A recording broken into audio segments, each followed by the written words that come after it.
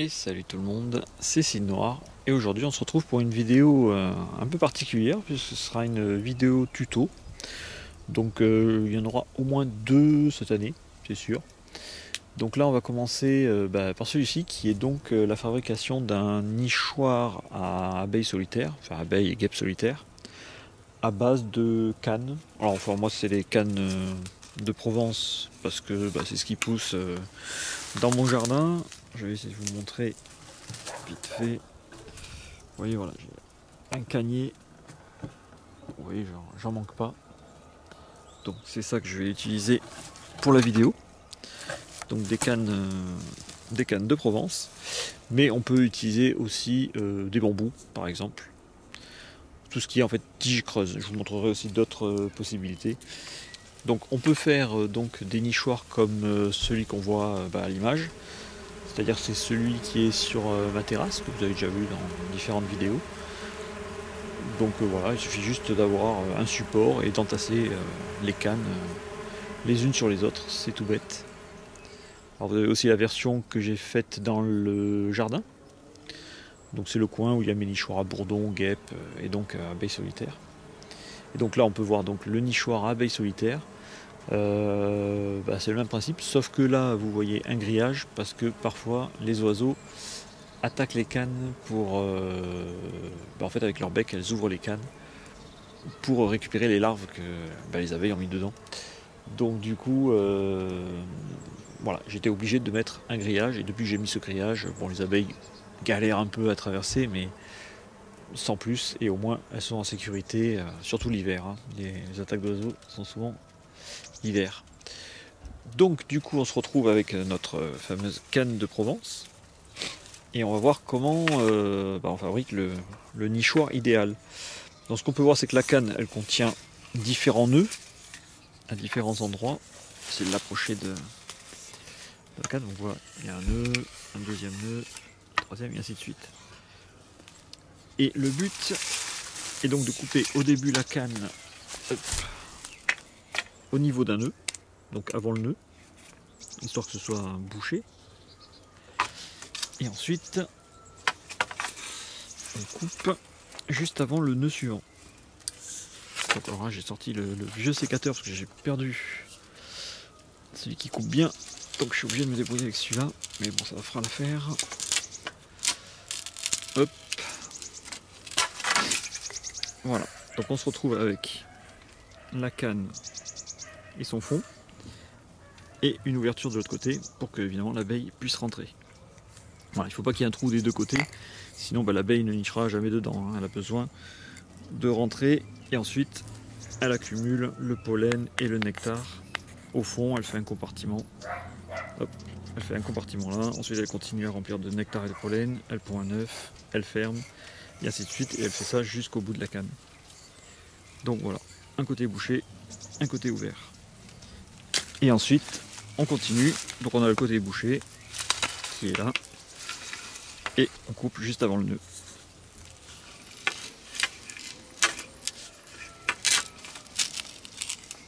Et voilà, deuxième canne.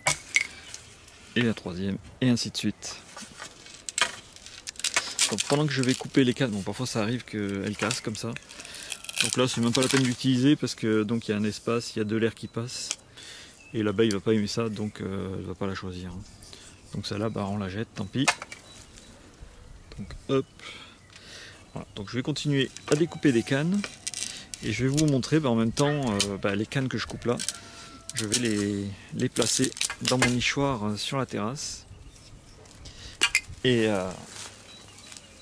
on va voir l'évolution au fur et à mesure. Et à la fin, je vous montrerai le résultat et voir si les abeilles s'installent dedans ou pas. A de suite.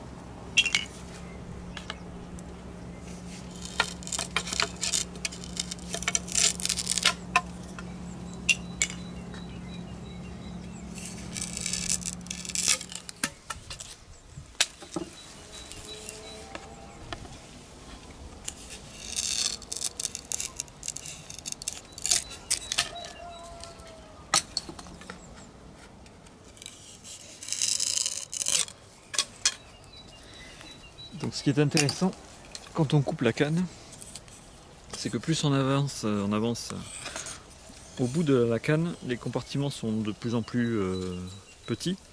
Enfin, et surtout le diamètre de l'ouverture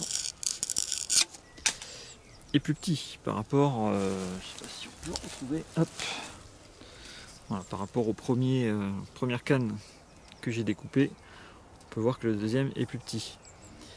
Et plus on avance dans la canne, et plus les compartiments sont petits.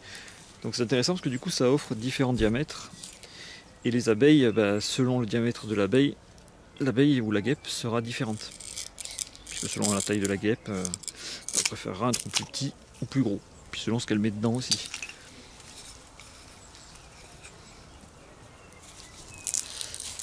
Et donc, vous pouvez voir le résultat final. Donc là, ça m'a pris facilement 3 après-midi pleins pour découper toutes ces cannes. Hein. C'est assez long. Et ensuite, on peut voir que les abeilles se plaisent dedans. Hein. Alors principalement les osmies, évidemment, parce qu'au printemps c'est la folie et elles prennent absolument tous les diamètres de canne. Tant qu'elles peuvent rentrer dedans, voilà. Et donc l'été, il y a moins d'activité, parce que les osmies c'est vraiment la folie niveau activité. Mais voilà, l'été, il y a quand même plein d'abeilles et de guêpes solitaires. Donc voilà, ça vaut le coup de le faire même si c'est en été. Alors elles peuvent être très longues, hein, comme là. Ça fait des compartiments vraiment très longs, hein, par rapport à ma main. Mais les osmies sont capables de remplir cette canne complètement du fond jusqu'au bord. Hein. Ça leur prendra juste plus de temps plutôt que si elles choisissent une petite canne, elles vont vite la remplir en quelques jours, elles vont passer à une autre. Voilà. Donc, pour le taillage de canne, vous avez bien compris. Alors pour finir ce tuto, il y a quand même d'autres possibilités que les grosses cannes de Provence. Vous pouvez prendre une petite tige comme ça de bambou, enfin là c'est encore de la canne de Provence, mais vraiment minuscule hein, par rapport à mes doigts. Et vous allez voir quand je la découpe, oui ça fait vraiment un mini, bon, ça va être un peu flou, mais un mini trou. Oui, par rapport à mon doigt, ça n'a rien à voir avec la canne de tout à l'heure. Oui. Et même ces cannes là vont héberger des abeilles ou des guêpes. Donc si vous avez la possibilité, utilisez vraiment toutes les tailles de cannes, parce que vous allez abriter vraiment différentes abeilles, et quand vous aurez des petits trous comme ça, c'est vraiment l'occasion d'abriter des toutes petites abeilles, des toutes petites guêpes. D'ailleurs je vais vous illustrer ça en image, parce que j'ai déjà filmé il y a quelques années sur ma chaîne. Donc voilà, vous pouvez voir que des guêpes et des abeilles minuscules, il y en a aussi. Et même si vous n'avez pas de canne de Provence ou de bambou, regardez, j'ai pris une branche d'herbe sèche qui datait de l'année dernière, que j'ai arrachée là juste à côté de moi, une plante donc qui est morte l'année dernière. Et alors vous pareil, là c'est plus compliqué, mais voilà, on recherche au niveau d'un œil qu'il y a eu, enfin d'un nœud quoi, en fait. Donc vous coupez avant, et en fait même ça fait des tiges creuses. On peut le voir. Hop. Mais ça fait un petit trou. Alors c'est flou, hein, mais. Et ça aussi, ça peut suffire pour abriter des petites abeilles. Voilà, j'en avais fait plein aussi au début avec ça. Et ça fait l'affaire aussi.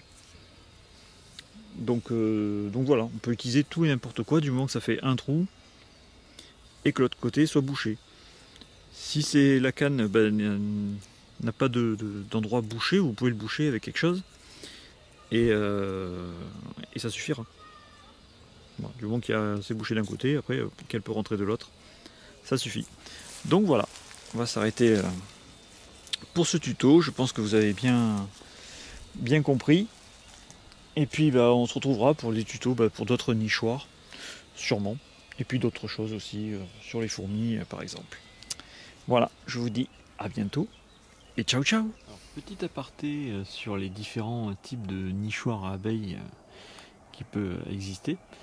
Des simples barres en fer aussi font l'affaire, puisque j'avais oublié, hein, c'est en rentrant chez moi que je suis tombé dessus, j'avais oublié. Donc là, ce sont juste des tiges en fer creuses que j'avais entassées, c'est dans ma pièce à fourmis, hein, que vous connaissez. Hop, les fourmis sont là. Et donc voilà, des simples tiges en fer creuses. Et bien l'été dernier, les abeilles se sont, enfin au printemps c'était, se sont installées. D'ailleurs, on voit que les premières abeilles sont sorties, le trou, enfin l'ouverture est ouverte, hein, il y a le petit trou où elles sont sorties, et d'autres qui sont encore bouchées. Et donc voilà, des petites barres en fer font aussi très bien l'affaire, hein. Les abeilles solitaires sont très opportunistes. Donc là, il y a des chances que cette année, elles finissent de boucher toutes les autres barres. Voilà, la petite parenthèse est fermée. Deuxième parenthèse, alors là c'est ma tronçonneuse électrique, et les simples trous où les vis passent pour tenir le cache de la tronçonneuse peuvent aussi servir de nichoir à abeilles solitaires. Alors celui-là on voit pas bien, mais de l'autre côté on voit bien, c'est là, voilà, que le trou avait été bouché par de la terre. Et bon là les abeilles sont sorties. Mais donc voilà, alors ça c'est les osmies, hein. Les osmies sont vraiment les pires, j'ai envie de dire, hein. Le moindre trou peut suffire à leur faire un nichoir.